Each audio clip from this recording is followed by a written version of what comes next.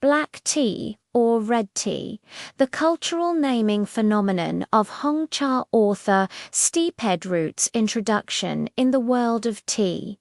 Few beverages are as cherished as Hongcha, yet in English it is almost always called black tea, distinct from China's hei cha, or dark tea, such as Anhua dark tea, despite red tea being a more literal translation. This difference is not merely linguistic, but a cultural phenomenon shaped by history, trade, and perception. Understanding this phenomenon reveals how global interactions shape the naming and appreciation of tea, as seen in the unique identities of Shaihong Yunnan black tea and Anhua dark tea. To explore more on Yunnan black tea, see Dion Hong versus other black teas. The unique charm of Yunnan black tea. Historical analysis. The naming divergence began in the 17th century when tea was first exported from China to Europe. Chinese tea makers named Hongcha for the reddish liquor produced by oxidized leaves. Western traders, however, focused on the dark, almost black appearance of the dried leaves, leading to the term black tea to distinguish it from green tea.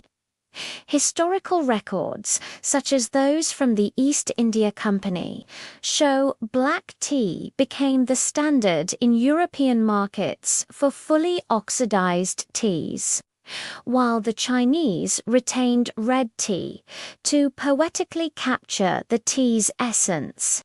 Social circulation analysis. In social and commercial contexts, black tea became the norm in English-speaking countries through global trade. As tea spread via British colonies, black tea was standardized in marketing and retail to differentiate it from categories like oolong or white tea.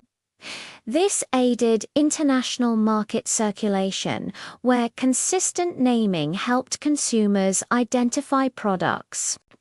Conversely, red tea is sometimes used in cultural or literal translations, but risks confusion with rooibos, a South African herbal tea marketed as red tea in the West. Other angles, cultural and modern influences. From a cultural lens, the naming reflects distinct focuses. The Chinese emphasize the tea's vibrant liquor symbolizing warmth and vitality, while Westerners focus on leaf appearance, practical for trade classification. Modern influences, such as marketing, amplify this phenomenon. Rooibos as red tea creates divergence, while tea education platforms promote black tea for precision. In cultural exchanges, like tea ceremonies, both terms coexist, highlighting how language evolves through cross-cultural interactions.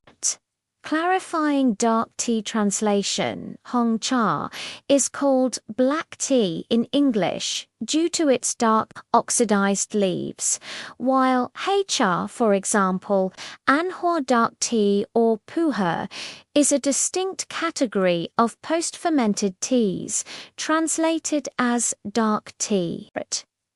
This term reflects its microbial fermentation process, yielding a dark, opaque brew with earthy, mellow flavors. Unlike Hongchao's reddish liquor and malty fruity notes, for example, Shaihong historically, hei cha was less exported during early tea trade, leading Western markets to adopt dark tea later to avoid confusion with black tea. Conclusion. The black tea versus red tea phenomenon is a fascinating example of how cultural perspectives and historical trade shape language. While black tea dominates in English for practicality, red tea captures the poetic essence of Chinese naming. Understanding this enriches tea appreciation, reminding us that names are gateways to cultural stories.